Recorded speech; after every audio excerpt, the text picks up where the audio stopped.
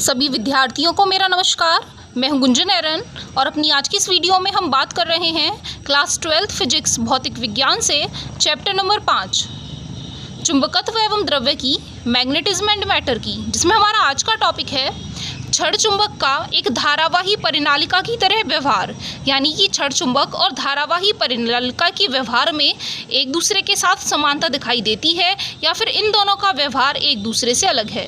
तो हम पढ़ेंगे behaviour of bar magnet as a current carrying solenoid. एक छड़ चुंबक की चुंबकीय क्षेत्र रेखाओं की एक धारावाही परिनालिका की चुंबकीय क्षेत्र रेखाओं से साम्यता हमें क्या बतलाती है, आज हम यह पढ़ने वाले हैं। एक छड़ चुंबक के लिए हमने यहाँ चित्र में चुंबकीय क्षेत्र रेखाओं को प्रदर्शित किया है, आप पढ़ चुके हैं। एक छड़ चुंबक के लिए चुंबकीय क्षेत्र रेखाएं नॉर्थ पोल से शुरू होती हैं और साउथ पोल में विलीन हो जाती हैं। नॉर्थ का मतलब है उत्तरी ध्रुव से प्रारंभ होती हैं और साउथ का मतलब है दक्षिणी ध्रुव में वह विलीन हो जाती हैं। इसी के नीचे हमने एक चित्र और बना रखा है जिसमें हमने धारावाही परिनालिका को प्रदर्शित किया है। एक करंट कैरिंग सोलेनॉइड हमने यहाँ बना रखा है जिसे अनेक फेरों वाली कुंडली के रूप में हमने मोड़ा है। यदि इस धारावाही परिनालिका के लिए भी हम क्षेत्र रेखाएं देखते हैं तो वह जो क्षेत्र रेखाएं हैं वह भी कुछ इस प्रकार से निरूपित की गई हैं कि इनका एक सिरा उत्तरी ध्रुव और दूसरा सिरा दक्षिणी ध्रुव की तरह काम करता है। यहाँ पर भी जो क्षेत्र रेखाएं होती हैं वह एन पोल से शुरू होते हुए साउथ पोल में विलीन हो रही हैं, ऐसा हमें प्रतीत होता है। तो यहाँ छड़ चुंबक की चुंबकीय क्षेत्र रेखाएं और धारावाही परिनालिका की चुंबकीय क्षेत्र रेखाओं की समानता को दिखाया गया है। तो इसीलिए हम यह निष्कर्ष यहाँ से निकाल सकते हैं कि परिनालिका जो है वह बहुत सी परिवाही धाराओं का योग है। ऐसे ही छड़ चुंबक भी बहुत सारी धाराओं का योग हो सकता है। जिस प्रकार धारावाही परिनालिका में यह जो चुंबकीय क्षेत्र है वह करंट की वजह से, उसमें वैद्युत धारा के प्रवाहित होने की वजह से उत्पन्न होता है, उसी प्रकार यह जो दंड चुंबक है यह भी अनेक धाराओं का योग ही रहा होगा, जिसके कारण यहाँ पर इस प्रकार का चुंबकीय क्षेत्र उत्पन्न हो रहा है। तो यदि हम एक छड़ चुंबक के दो बराबर टुकड़े करना चाहें तो वह एक परिनालिका को काटने के जैसा ही काम है। जैसे हम एक परिनालिका को दो हिस्सों में काट दें और फिर से वह अनेकों फेरों वाली कुंडली के रूप में उसी प्रकार से ही चुंबकीय क्षेत्र उत्पन्न करती है जैसे कि एक परिनालिका उत्पन्न करती है। इसी प्रकार से यदि हम एक दंड चुंबक को दो भागों में बांट देते हैं तो वह प्रत्येक अपने आप में एक चुंबक की तरह ही काम करती है, वह अपने अलग अलग अस्तित्व को प्रदर्शित करती है। तो यहाँ हमने चित्रों में इस प्रकार से इन्हें प्रदर्शित किया है। तो यहाँ इस पेज पर हमने इन्हें यही लिख करके बताया है एक दंड चुंबक और धारावाही परिनालिका के बारे में। हमने यहाँ लिखा एक छड़ चुंबक के दो बराबर टुकड़े करना वैसा ही है जैसे एक परिनालिका को काटना, जिससे हमें तो छोटी छोटी परिनालिकाएं मिल जाती हैं और जिनके चुंबकीय क्षेत्र थोड़े क्षीण हो जाते हैं, यानी पहले की मुकाबले में वह दुर्बल पड़ जाते हैं। इसी प्रकार से यदि हम दंड चुंबक को भी दो भागों में बांट देते हैं तो उनसे जो प्राप्त चुंबकीय क्षेत्र है वह भी अपेक्षाकृत क्षीण ही हो जाते हैं। क्षेत्र रेखाएं जो होती हैं वह सतत ही बनी रहती हैं। जिस प्रकार एक बड़े छड़ चुंबक के लिए क्षेत्र रेखाएं थी, ऐसे ही दोनों छोटे छोटे छड़ चुंबकों के कारण ही वह रेखाएं हमें प्राप्त हो रही होती हैं। उन्हीं स्थितियों में भी वह एक सिरे से बाहर निकल रही होती हैं और दूसरे सिरे से अंदर प्रवेश करती हैं। एक छोटी चुंबकीय कंपास सुई यदि हम लेकर के चलें तो वह एक छड़ चुंबक और एक धारावाही परिनालिका के पास एक जगह से दूसरी जगह ले जा करके यह बता सकती है कि दोनों के लिए चुंबकीय सुई में विक्षेपण भी एक जैसा ही होता है। यानी कि जैसे दंड चुंबक में क्षेत्र रेखाएं N से S की तरफ होती हैं, उसी तरीके से धारावाही परिनालिका में भी यह दिशा हमें प्रदर्शित करने को मिल सकती है। इस तरीके से इतने सारे जब प्रेक्षण दोनों में एक जैसे मिल रहे हैं तो इस प्रकार की साम्यता का परीक्षण हम आसानी से कर सकते हैं। इसी के साथ यदि हम इनका मैथमेटिकली बिहेवियर चेक करना चाहते हैं कि छड़ चुंबक और धारावाही परिनालिका का व्यवहार एक जैसा है या नहीं है, तो उसके लिए धारावाही परिनालिका और दंड चुंबक की तुल्यता करने के लिए हम धारावाही परिनालिका के कारण उसके अक्ष पर एक बहुत दूर स्थित बिंदु पर चुंबकीय क्षेत्र की गणना करेंगे।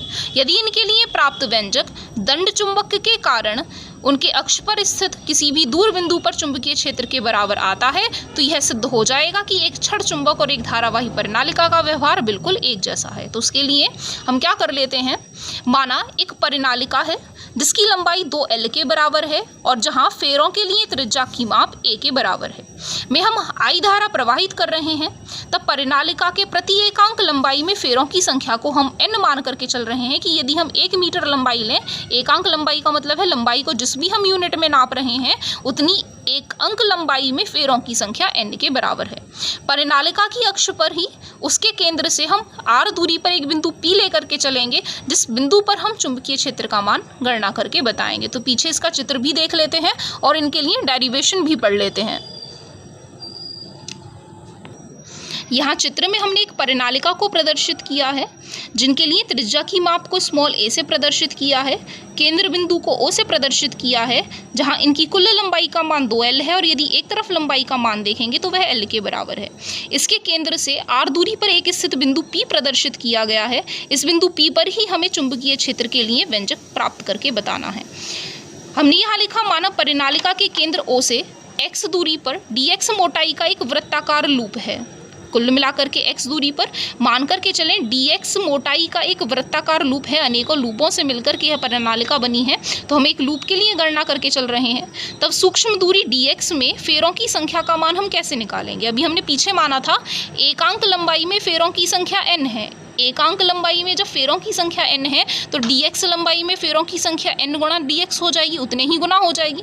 इसीलिए धारावाही चुंबकीय लूप के कारण उसके अक्ष पर जो बिंदु P स्थित है उस पर चुंबकीय क्षेत्र के लिए मान क्या होगा? dB बराबर mu naught into n dx प्रदर्शित कर रहे हैं फेरों की संख्या को, mu naught I a square, mu naught I a square n dx प्रदर्शित कर रहे हैं फेरों की संख्या को, I प्रदर्शित कर रहे हैं धारा के मान को और a प्रदर्शित कर रहे हैं उनके लिए त्रिज्या के मान को, बटे में 2 और साथ में हमने यहाँ लिखा है a square plus r minus x का होल स्क्वायर की होल पावर 3/2। a त्रिज्या के मान को प्रदर्शित कर रहे हैं, r माइनस एक्स इस dx वाले लूप की बिंदु P से दूरी को प्रदर्शित कर रहे हैं कि इस लूप के कारण बिंदु P पर कितना चुंबकीय क्षेत्र उत्पन्न हो रहा है। जब इसके कारण हम निकाल रहे हैं तो दूरी भी यहीं से नापेंगे तो r माइनस एक्स लिखेंगे। ये फॉर्मूला हम आपको पिछले सिलेबस में पढ़ा चुके हैं, किसी भी धारावाही लूप के कारण चुंबकीय क्षेत्र के मान की गणना करना। तो सीधे सीधे यहाँ उसका रिजल्ट ये इस्तेमाल किया गया है। अब यदि हम इस एक फेरे की बजाय इस पूरे के पूरे परिनालिका के कारण चुंबकीय क्षेत्र की गणना करें तो पूर्ण परिनालिका के लिए हमें समाकलन करना पड़ेगा, कुल मिलाकर के इनका चुंबकीय क्षेत्र ज्ञात करेंगे। अब यदि इनके लिए लिमिट लगाएं, यदि यहाँ से देखें, मान के चलें ये ओरिजिन है, मूल बिंदु है, तो इस तरफ ऋणात्मक और इस तरफ धनात्मक दिशा होती है। एल लंबाई इस तरफ है और एल लंबाई इस तरफ है, इसीलिए लिमिट लगाएंगे -L से +L, -L से +L और dV वाला मान। इसके बाद हमें क्या करना है, यहाँ हमें एक कंडीशन और मान करके चलनी है। हम मान करके चल रहे हैं कि जो प्रेक्षण बिंदु की दूरी r है वो परिनालिका की लंबाई l की तुलना में बहुत ज़्यादा है। r का मान l की तुलना में अत्यधिक बड़ा है। जब l की तुलना में अत्यधिक बड़ा है तो उनकी त्रिज्या के सापेक्ष भी बहुत बड़ा ही रहेगा। इसीलिए जो हमारा ये बटे में व्यंजक है वहाँ a square plus r minus x का होल स्क्वायर होल पावर 3/2। तो क्या हम इन्हें सॉल्व करके r³ लिख सकते हैं? कैसे लिख सकते हैं? r बहुत बड़ा है तो a स्क्वायर को भी हम नेगलेक्ट कर सकते हैं, इसीलिए जब x भी छोटा है तो x को भी नेगलेक्ट कर सकते हैं। तो यहाँ पर बचेगा r स्क्वायर की होल पावर 3/2, पावर 2 से पावर 2 कट जाएगी, r की पावर 3 हमें यहाँ मिल जाएगा। तो यदि हम इस पूरे व्यंजक की जगह r³ बदल लेते हैं तो हमें r³ बदलने पर क्या मिलेगा? तो यहाँ पर हमने लिखा v बराबर म्यू नॉट NIA स्क्वायर को हमने बाहर निकाल लिया है क्योंकि ये सारी कांस्टेंट वैल्यू हैं L के सापेक्ष में, बटे में 2 और ब्रैकेट वाली जो वैल्यू थी उसको हमने r³ में चेंज कर लिया। तो अंदर केवल dx बचे। dx का समाकलन तो x के बराबर होता है, लिमिट -L से L चल रही है। जब लिमिट लगाते हैं तो upper limit minus lower limit लगाते हैं तो L माइनस L करेंगे तो कुल मिलाकर के 2L मिलेगा। यहाँ 2 से 2 आपका कट जाएगा। लेकिन यदि हम इसे μ0/4π के टर्म में सॉल्व करके बताना चाहें तो 2 तो यहाँ पहले से है, 2π की गुणा ऊपर और 2π की गुणा नीचे कर लेंगे तो μ0/4π बन जाएगा। 2π के साथ में ये पूरी ही टर्म ऐसे के ऐसी ही। साथ ही धारावाही परिनालिका के लिए यदि चुंबकीय आघूर्ण पड़े तो चुंबकीय आघूर्ण का लिए फॉर्मूला होता है m बराबर NIA। n के लिए फॉर्मूला है फेरों की संख्या n गुणा 2L, कुल लंबाई 2L है, n प्रदर्शित कर रहे हैं एकांक लंबाई में फेरों की संख्या, I ऐसे का ऐसा। क्षेत्रफल की बात करें तो वृत्ताकार के लिए क्षेत्रफल πr² होता है, r को हमने यहाँ a से प्रदर्शित किया है। तो इसीलिए NI a की जगह बदल करके b का मान हमें मिलेगा μ0/4π 2। यहाँ पर यदि मान देखेंगे तो n गुणा 2l, n ये वाला 2l ये वाला, i और पाई a स्क्वायर, इन सभी की जगह बदल करके हम m लिख सकते हैं। तो यहाँ साथ में बचा 2 और बटे में r3। इस तरीके से आपको एक नया व्यंजक मिल जाएगा b बराबर μ0/4 इंटू 2m/r3। ये जो चुंबकीय क्षेत्र का व्यंजक हमने प्राप्त किया है वह दंड चुंबक की अक्ष पर बहुत अत्यधिक दूरी के लिए चुंबकीय क्षेत्र के ही समान है। तो इस प्रकार हम कह सकते हैं कि धारावाही परिनालिका का व्यवहार, उनकी जो चुंबकीय बल रेखाएं हैं, उनका जो चुंबकीय क्षेत्र है वह बिल्कुल उसी तरीके का है जैसे कि दंड चुंबक के लिए होता है। अतः हम यह निष्कर्ष निकाल सकते हैं कि धारावाही परिनालिका दंड चुंबक के ही समान होती है, उसी के जैसी ही होती है। तो आज हमने यहाँ अपने इस टॉपिक में पढ़ा एक धारावाही परिनालिका और दंड चुंबक के बीच में व्यवहार में क्या क्या समानताएं हैं, क्या वह एक दोनों के जो व्यवहार हैं वे एक दूसरे के तुल्य हैं या नहीं है। तो हमने रिजल्ट निकाला, इन दोनों के व्यवहार बिल्कुल एक जैसे हैं। तो आज केवल हम अपने इसी टॉपिक को पढ़ेंगे। अपनी आज की इस वीडियो में इतना ही। धन्यवाद।